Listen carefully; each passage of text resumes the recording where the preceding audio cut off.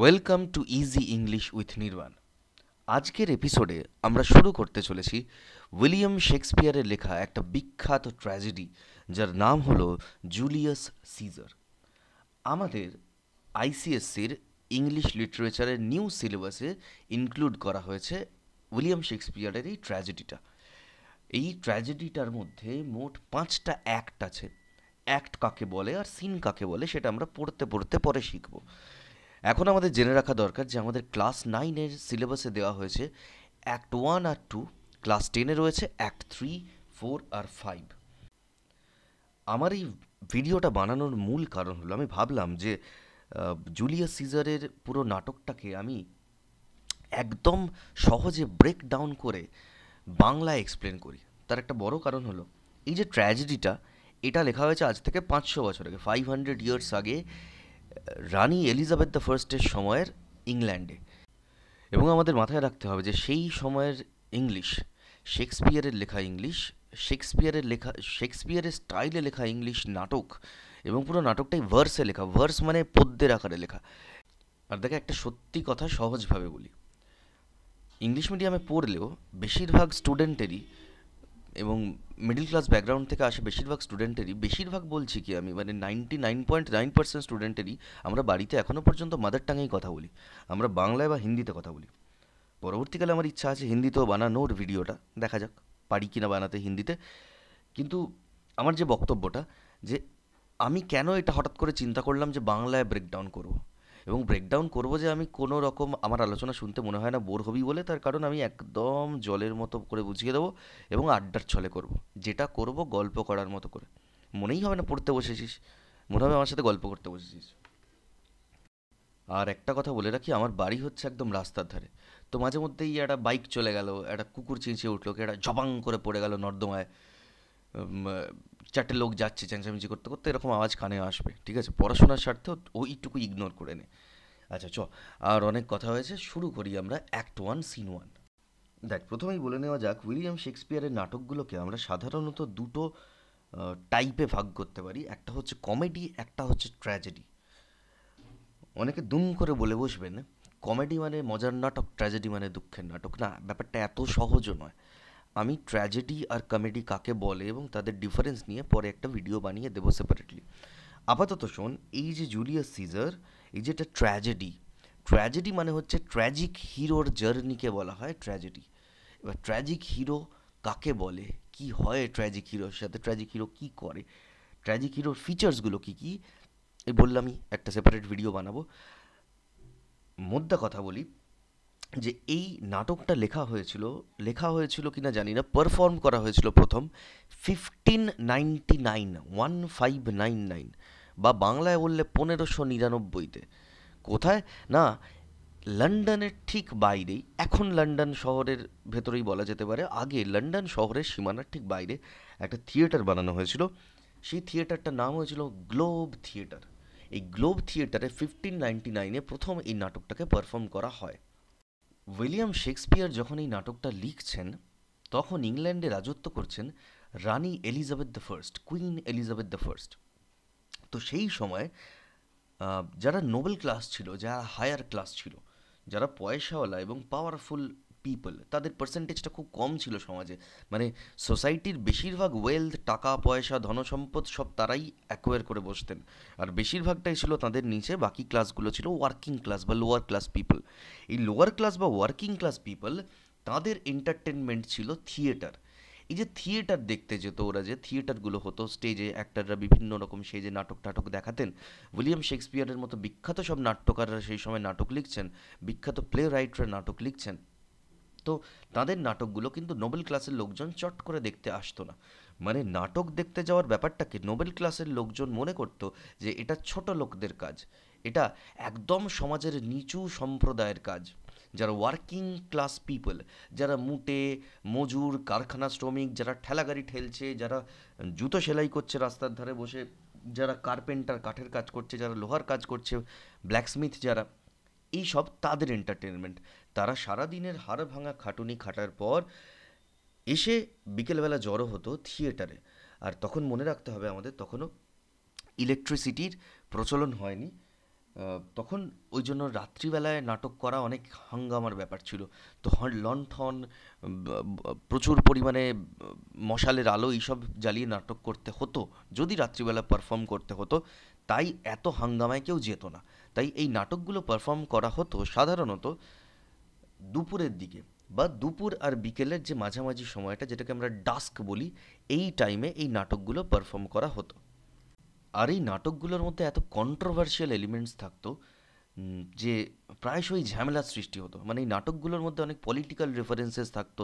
ধর যে দেশের রাজা বা কোনো জমিদার, কোনো নোবেল পার্সন, কোনো বড় পলিটিশিয়ান, তাকে মক করে, তাকে নিয়ে মজা করে এই নাটকগুলো উইলিয়াম শেক্সপিয়ারের কন্টেম্পোরারি অনেক প্লেরাইটই লিখতেন। তো মাঝে মধ্যেই দেখা যেত কি নাটক চলছে, নাটক চলার সময় হঠাৎ করে সেপাই টেপাই পাঠিয়ে তাদেরকে মানে তাদের স্টেজ ভেঙে দিয়ে, তাদের ওই থিয়েটারে আগুন লাগিয়ে দিয়ে যে প্লেরাইটকে ধরে নিয়ে যাওয়া হতো, তাকে জেলে দেওয়া হতো, এরকম ঘটনা মাঝে মধ্যেই ঘটতো। তো কি হয়, লন্ডনের সিটি অথরিটি এই ধরনের নাটকের পারফরমেন্স লন্ডন থেকে ব্যান করে দেয়। তাই ওই শেক্সপিয়ার গ্লোবটা, এটা সেট আপ করা হয়েছিল, এটা বিল্ড করা হয়েছিল লন্ডন শহরের ঠিক বাইরেটা করে। আর এই গ্লোব থিয়েটারে পারফর্মড হওয়া প্রথম নাটক হলো প্রবাবলি উইলিয়াম শেক্সপিয়ারের জুলিয়াস সিজার, আমরা যেটা পড়ছি।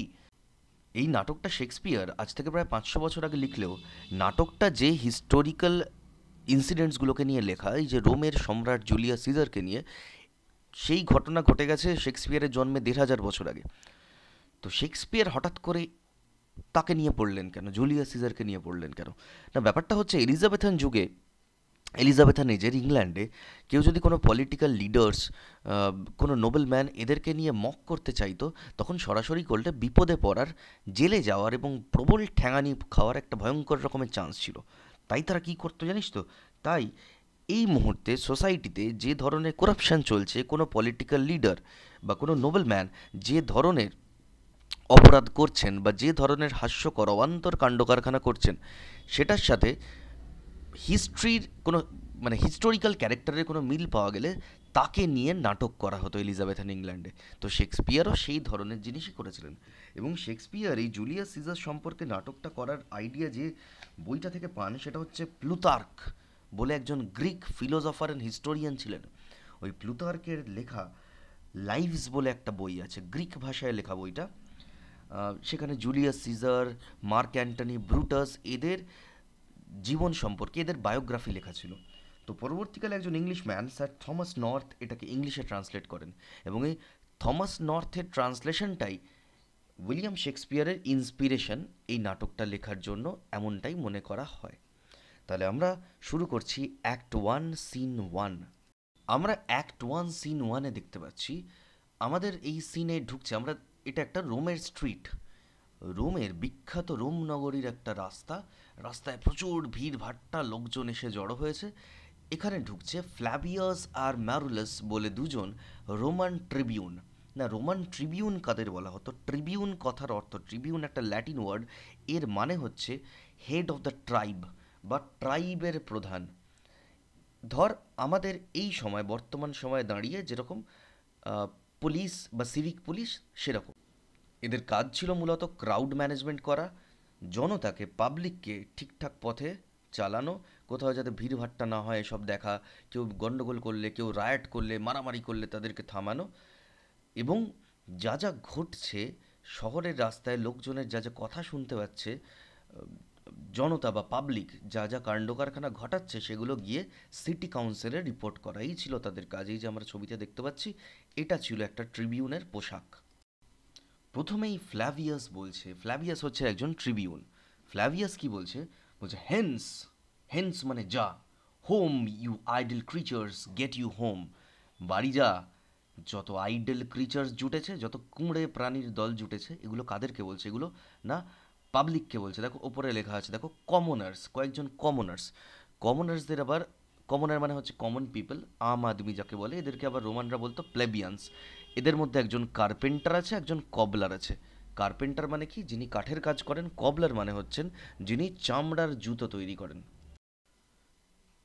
তারপরে কি বলছে ওই ট্রিবিউনটা?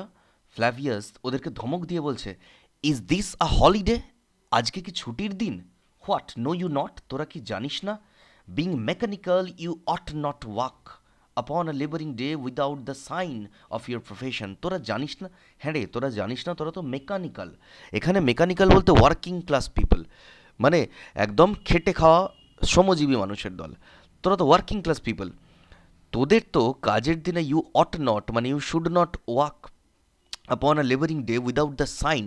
তোদের যে সাইন, অর্থাৎ এখানে সাইন বলতে ওদের টুলসগুলো, যার যে কাজের টুল, তোদের কাজের জিনিসপত্র ছাড়া বা আহ, যে তোদের ইউনিফর্ম ছাড়া, এক একজনদের এক এক ধরনের, এক এক প্রফেশনের মানুষের এক এক ধরনের ইউনিফর্ম ছিল। এই ইউনিফর্ম ছাড়া, তোদের জিনিসপত্র ছাড়া, জানিস না তোদের ঘুরে বেড়ানো বারণ, হলিডে ছাড়া। আজকে তো হলিডে না।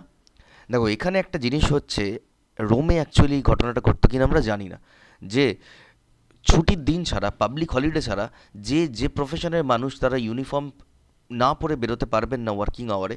এই ঘটনা রোমে ঘটতো কিনা জানি না, তবে শেক্সপিয়ারের সময় এলিজাবেথান ইংল্যান্ডে এই ধরনের ঘটনা ঘটতে দেখা যেত।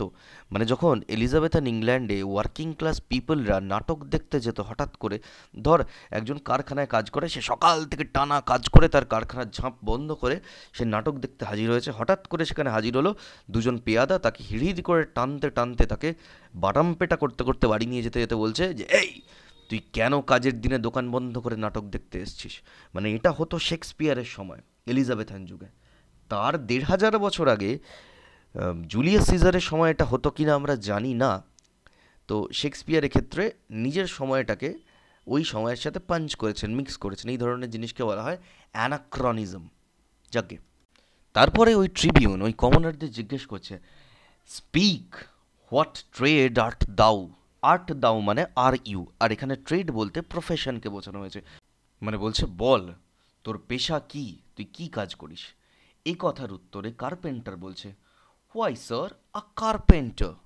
আমি আমি একজন কাঠের মিস্ত্রি, একজন কার্পেন্টার।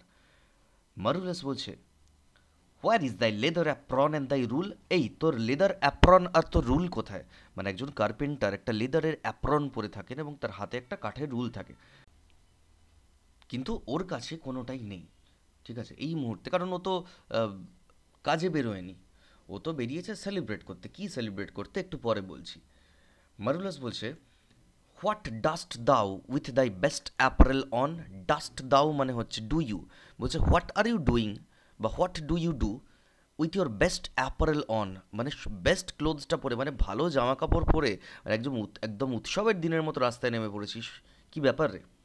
তারপরে মারুলাস কবলারটার দিকে মানে মুচির দিকে ঘুরে বলছে, you sir what trade are you, তোর কি প্রফেশন বল।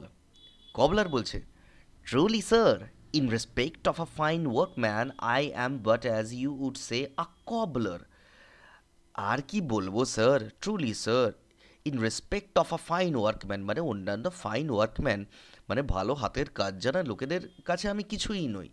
ঠিক আছে, আমি হচ্ছি জাস্ট একটা কবলার। দেখো তখনও পর্যন্ত কবলার বলতে যে পার্টিকুলার মুচিকেই বোঝানো হতো তা নয়। কবলার মানে হচ্ছে এমন একজন ব্যক্তি যিনি দুটো জিনিসকে কবল করেন। কবল করার মানে হচ্ছে জুড়ে দেওয়া। কোনো জিনিস খারাপ হয়ে গেলে বা ছিঁড়ে গেলে যে ব্যক্তি সেই দুটো জিনিসকে জুড়ে দিতেন তাকে বলা হতো কবলার বা রিপেয়ারম্যান। সেই জন্যই এখানে ম্যারুলাস কনফিউজড হয়ে যাচ্ছে। ম্যারুলাস বিরক্ত হয়ে জিজ্ঞেস করছে, বাট হোয়াট ট্রেড আর্ট দাও, আনসার মি ডাইরেক্টলি। আচ্ছা তুই যে জিনিস কবল করিস মানে জিনিস জুড়িস সে না হয় বুঝলাম, কিন্তু তুই কোন প্রফেশনে আছিস আমাকে ডাইরেক্ট আনসার দে। কবলার বলছে, a trade sir that I hope I may use with a safe conscience which is indeed sir a mender of bad soles. আমি এমন একটা ট্রেডে আছি স্যার যেটা আমি সেফ কনসায়েন্স মানে হচ্ছে অনেস্টলি করে থাকি। আমি হচ্ছি মেন্ডার অফ ব্যাড সোলস। এখানে ওই কবলার SOLES মানে জুতোর শোল মানে জুতোর তলার অংশটাকে রেফার করছে। ঠিক আছে, কিন্তু এখানেই হচ্ছে একটা ওয়ার্ড প্লে। এই যে সোল SOUL করে দিলেই আমরা কি পাই? আমরা পাই স্পিরিট, বা আমাদের মনের মধ্যে যে আত্মাটা থাকে, আমাদের শরীরের মধ্যে লুকোনো যে আত্মাটা থাকে, আমাদের স্পিরিট। ঠিক আছে, তো ফ্ল্যাভিয়াস বিরক্ত হচ্ছে। ফ্ল্যাভিয়াস ভাবছে যে ও বোধহয় বেশি জ্ঞান দিচ্ছে। একটা পাতি লোক সে রাস্তায় ঘুরছে, তাকে জিজ্ঞেস করা হচ্ছে, সে বলছে আমি স্পিরিট রিপেয়ার করি, আমি সোল রিপেয়ার করি মানুষের। ও কি প্রিস্ট নাকি? সেজন্য ফ্ল্যাভিয়াস অত্যন্ত বিরক্ত হয়ে ওকে ধমকে বলছে, হোয়াট ট্রেড দাও নেভ, দাও নটি নেভ, হোয়াট ট্রেড। দেখো এখানে কে এন এ ভি একটা শব্দ আছে, এখানে কেটা অ্যাকচুয়ালি প্রনাউন্স হবে না, আমরা উচ্চারণ করব নেভ।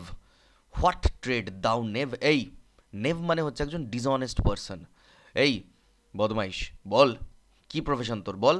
ইউ নটি নেভ, দাও নটি নেভ, শয়তান বদমাইশ কোথাকার। এখানে নটি বলতে গুড ফর নাথিং বা বেকার, বেকার ফালতু লোক রাস্তায় ঘুরছে, জিজ্ঞেস করলে পাকা পাকা কথা বলছে, বল হোয়াট ট্রেড, কি প্রফেশন তোর। আর এদিকে এই কবলার লোকটা খুব মজার, জানিস তো, ওর সাথে খারাপ ব্যবহার করেছে যেহেতু ট্রিবিউন, কবলার মনে মনে ভাবছে দাঁড়াও আমি তোমাকে কথার প্যাঁচে জব্দ করব। তো কবলার কি বলছে, কবলার কি বলছে, nay I beseech you sir, না I beseech you sir, beseech মানে হচ্ছে রিকোয়েস্ট, স্যার আমি আপনাকে রিকোয়েস্ট করছি, be not out with me yet, if you be out sir I can mend you. Sir আমি আপনাকে রিকোয়েস্ট করছি, be not out with me, আমার সাথে আউট হবেন না। এখানে এখানে বি নট আউট উইথ মির কথা হচ্ছে don't be angry with me, আমার ওপর রেগে যাবেন না স্যার, ঠিক আছে। If you be out sir I can mend you, যদি আপনি রেগে যান I can mend you. Mend কথার অর্থ হচ্ছে, মেন্ডের ডাইরেক্ট সিনোনিম হচ্ছে ফিক্স, মেরামত করা। বলছে আপনি যদি আমার ওপর রাগ দেখান তাহলে আমি আপনাকে মেরামত করে দেব। মানে এখানে ম্যারুলেস ভাবছে যে এই মেরামত করে দেওয়ার কথার, মেরামত করে দেব কথার মানে হচ্ছে আমি আপনাকে ঠ্যাঙাবো, আমি আপনাকে খুব মারবো, আপনি যদি আমার ওপর রাগ দেখান আমি আপনাকে ধোলাই দেব। তো ম্যারালাস রেগে যাবে, কিন্তু এখানে কবলার অ্যাকচুয়ালি অন্য একটা জিনিস মিন করছে। এই যে তখনকার দিনে ওই জুতোর সোলটা উঠে গেলে, জুতোর সোলটা বেরিয়ে গেলে, মানে জুতোর তলা থেকে আলগা হয়ে গেলে, যখন কবলারদের কাছে জুতো সারানোর জন্য যাওয়া হতো তখন লোকে বলতো মাই সোল ইজ আউট, আমার জুতোর সোলটা খুলে গেছে। আর তখন কবলার কি করতো, তখন সেটাকে মেন্ড করে দিত, মানে ফিক্স করে দিত, মেরামত করে দিত। তাই ওই কবলার নিজের প্রফেশনটা জানানোর জন্যই এই কথাটা বলছে যে স্যার আপনার জুতোর সোল যদি খুলে গিয়ে থাকে আমি সেটা মেরামত করে দিতে পারি। আর ম্যারালাস ভাবলো যে ওকে, ওই কবলার এত আস্পর্ধা যে ওকে বলছে যে আপনি যদি আমার উপর রাগ দেখান আমি আপনাকে মেরামত করে দেবো, মানে আমি আপনাকে উত্তম মধ্যম দেবো, ঠ্যাঙাবো। তো এই কথা শুনে তো ম্যারুলাস চোটে কাঁই, ম্যারুলাস বলছে হোয়াট মিনসড দাও বাই দ্যাট, এই তুই কি মিন করছিস, মেন্ড মি দাও সসি ফেলো, এত বড় আস্পর্ধা তো, সসি ফেলো, সসি মানে হচ্ছে ইনসোলেন্ট বা অসভ্য, অবাধ্য, যার যেটা করা উচিত নয় সেটা করা, যে ব্যক্তি তা করে তাকে বলা হয় ইনসোলেন্ট। মানে তুই একটা কমনার, তুই একটা ট্রিবিউনকে বলছিস যে তুই আমাকে মেরামত করবি, হ্যাঁ ইনসোলেন্ট কোথাকার। তখন বলছে, কবলার বলছে হোয়াই স্যার কবল ইউ, আরে স্যার আমি আপনাকে কবল করে দেব, মানে আমি আপনার জুতো জুড়ে দেওয়ার কথা বলছিলাম। ফ্ল্যাভিয়াস বলছে দাও আট কবলার আর্ট দাও, তাই তুই নাকি এত বড় কবলার হয়েছিস, বুঝলাম। কবলার বলছে truly sir, all that I live by is with the awl, আমি AWL, অল, অল চালিয়ে বেঁচে থাকি। AWL অল হচ্ছে কবলারের যে টুল, মুচির যে যন্ত্র। ভালো কথা, ও অল চালিয়ে বেঁচে থাকে মানে ও কবলার একজন। তারপর বলছে I meddle with no tradesman's matters, not women's matters, but with all I am indeed sir a surgeon to old shoes. মানে আমি পলিটিশিয়ানদের ব্যাপারেও নাক গলাই না, আই মেডেল উইথ মানে হচ্ছে মিক্স আপ করা, আমি পলিটিশিয়ানদের ব্যাপারেও নাক গলাই না, আমি মহিলাদের ব্যাপারেও নাক গলাই না। দেখো এখানে মিডল ওয়ার্ডটা দুটো মিনিং ইউজ হয়েছে। এলিজাবেথান এজে মিডল কথাটার অর্থ ছিল জুতো সেলাই করা, এক নম্বর কথা, যে আমি পলিটিশিয়ানদের জুতো সেলাই করি না, আমি মহিলাদেরও জুতো সেলাই করি না, আচ্ছা খুব ভালো কথা। আরেকটা হচ্ছে মিডল করা মানে মিক্স আপ করা, মানে আমি পলিটিশিয়ানদের ব্যাপারেও নাক গলাই না, মহিলাদের ব্যাপারেও নাক গলাই না। এই কথাটা এলিজাবেথে নিজে আরেক রকমভাবে ইউজ করা হতো, সেই মিনিংটা আমি তোমাদের বলবো না, যাকগে, যাই হোক। তো তারপরে কি বলছে যে I am indeed sir a surgeon to old shoes, আমি হচ্ছি পুরনো জুতোদের সার্জন। সার্জন মানে সেই ডক্টর যিনি সার্জারি পারফর্ম করেন, আমরা যাকে চলতি কথায় বলি অপারেশন করেন, সে জিনিস। আমি তাহলে জুতোর ডাক্তার। আচ্ছা, when they are in great danger, যখন জুতোর অবস্থা খারাপ হয়ে যায়, জুতোর জীবন যখন বিপন্ন হয়, তখন আমি ডাক্তার হিসেবে অ্যাপিয়ার হই। আই রিকভার দেম, আমি তখন এসে তাদের বাঁচাই। As proper men as ever trod upon neat's leather have gone আপন মাই হ্যান্ডিওয়ার্ক। এই শহরে যে কোনো প্রপার ম্যান মানে হচ্ছে জেন্টলম্যান, তারা যা যা ভালো কোয়ালিটির জুতো পরেছেন, নিটস লেদারে তৈরি, অর্থাৎ কাউর লেদারে তৈরি যা ভালো ভালো জুতো পরেছেন, জেনে রাখুন এই সবটাই আমার হ্যান্ডিওয়ার্ক, মানে আমার হাতের কাজ, মানে আমি কোনো ছোটোখাটো মুচি না, আমি বেশ বড় সড়ো লেভেলের কবলার। কবলারের এত গোছানো কথা শুনে টুনে ফ্ল্যাভিয়াসের রাগটা একটু কমলো। ফ্ল্যাভিয়াস একটু নরম হয়ে বলল, but wherefore art not in thy shop today, why dost thou lead this men about the streets. আচ্ছা, সে না হয় বুঝলাম তুই জুতো সেলাই করিস, তুই বড় বড় লোকের জুতো সেলাই করিস, কিন্তু তুই আজকে তোর দোকানে নেই কেন? দাই শপ মানে ইয়োর শপ, আজকে তোর দোকানে তুই নেই কেন? Why dost thou lead all this men about the streets, এত লোকজন নিয়ে তুই রাস্তায় হঠাৎ করে ইয়ার্কি মারতে বেরিয়েছিস কেন, কি ব্যাপার বলতো? কবলার বলছে, truly sir, to wear out their shoes, to get myself into more work. আসলে স্যার কবলারের ইয়ার্কি মারার খুব ইচ্ছে, মানে কবলার কাউকে ছাড়ে না, মানে অন্য কেউ হলে হয়তো ট্রিবিউনদের দেখে ভয় পেত যে জেলে ধরে নিয়ে যাবে এক্ষুনি আমাকে, কিন্তু ওই কবলার মজা করে বলল যে আর স্যার বলবেন না, আমি ওদেরকে রাস্তায় নিয়ে বেরিয়েছি তার কারণ আমি চাই যে ওদের জুতোগুলো ক্ষয়ে যাক। ঠিক আছে, to wear out their shoes, wear out করা মানে খইয়ে দেওয়া, to get myself into more work, আর যত বেশি জুতো ক্ষয় হবে লোকের আমি বেশি কাজ পাবো, তাই না? তারপরে আবার নিজেই হেসে বলছে, but indeed sir, we make holiday to see Caesar and to rejoice in his triumph. কিন্তু স্যার আসল কথা বলতে গেলে আমরা সিজারের ট্রায়াম্ফ দেখতে এসেছি, সিজারের ট্রায়াম্ফ সেলিব্রেট করতে এসেছি। এখানেই আমাদের বলতে হয় সিজারের ট্রায়াম্ফ কী।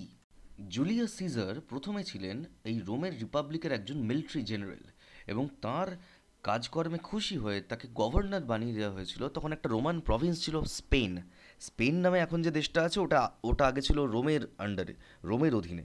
তো রোমের গভর্নর বানিয়ে দিয়েছিল জুলিয়াস সিজারকে, এবং জুলিয়াস সিজার আরও পলিটিক্যালি স্ট্রং হয়ে ওঠেন এবং তিনি বিশাল বড় একটা মিলিটারি জেনারেল হন, এবং আস্তে আস্তে তিনি এক্সপ্যান্ড করছিলেন তার টেরিটরি। তিনি গল পর্যন্ত দখল করে নিয়েছিলেন। গল মানে হচ্ছে এখনকার দিনে যেই জায়গাটাকে আমরা ফ্রান্স আর বেলজিয়াম বলি, সেই জায়গাটা। এবারে জুলিয়াস সিজার যখন এত পাওয়ারফুল হয়ে উঠলেন, তখন রোমান সেনেটাররা ভয় পেয়ে গেল। রোমান সেনেটাররা কারা না, রোমে সেনেট ছিল, মানে বলতে পারিস মন্ত্রিসভা বা পার্লামেন্ট টাইপের একটা জিনিস, যেখানে সবাই আলাপ আলোচনা করে কোনো একটা বিষয়ে ডিসিশন নিত। কোনো একজন রাজার কথায় সবাই চলবে তা হতো না।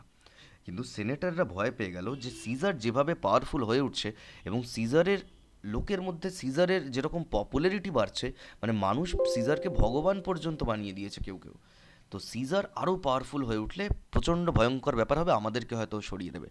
তো তখন সিজারের এক সময়ের বন্ধু পম্পেই তার শত্রু হয়ে দাঁড়ায়, এবং সিজার পম্পেইর এগেনস্টে যুদ্ধ ঘোষণা করে। সিজার পম্পেইকে ডিফিট করে, যুদ্ধ হয় প্রচণ্ড পরিমাণে। সিজারের আর্মি পম্পেইর আর্মিকে পম্পেইর আর্মির সামনাসামনি হয়।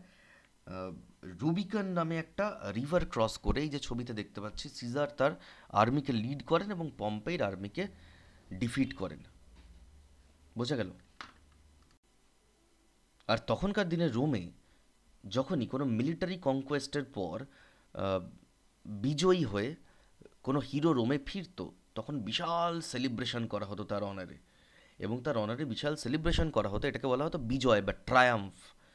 আর এই ট্রায়াম্ফ উপলক্ষে একটা করে, এই যে দেখতে পাচ্ছি স্ক্রিনে যেরকম, এরকম টাইপের একটা করে মনুমেন্ট বানানো হতো, এরকম ট্রায়াম্ফ ট্রায়াম্ফ আর্চ বলে খুব সম্ভবত এগুলোকে। ঠিক আছে, তো সিজার ফিরে এসেছে রোমে পম্পেইকে হারিয়ে, এবং সেটার জন্য তার ভিক্টরি মার্চ হচ্ছে, সেটা দেখার জন্যই ওই কবলার কার্পেন্টার এবং তার মতো ওয়ার্কিং ক্লাস পিপলরা এখানে জড়ো হয়েছে। আশা করি বোঝাতে পারলাম। এত অবধি কারোর কোনো সমস্যা থাকার কথা নয়। খাতা পেন বার করে বস, যেগুলো বললাম নোট কর, এমনি শুনবি পরে আবার ভুলে যাবি কিন্তু। তাহলে অ্যাক্ট ওয়ান সিন ওয়ানের প্রথম এপিসোডটা আমি এখানেই শেষ করছি। পরের পরের ভিডিওগুলো একটু শর্ট হবে, আজকে একটু বেশি বলতে হলো শুরুর দিকটা। তো অ্যাক্ট ওয়ান সিন ওয়ানের বাকিটা পড়ার জন্য তোমরা পরের ভিডিওতে চলে যাও, সেটা হচ্ছে অ্যাক্ট ওয়ান সিন ওয়ানের এপিসোড 2।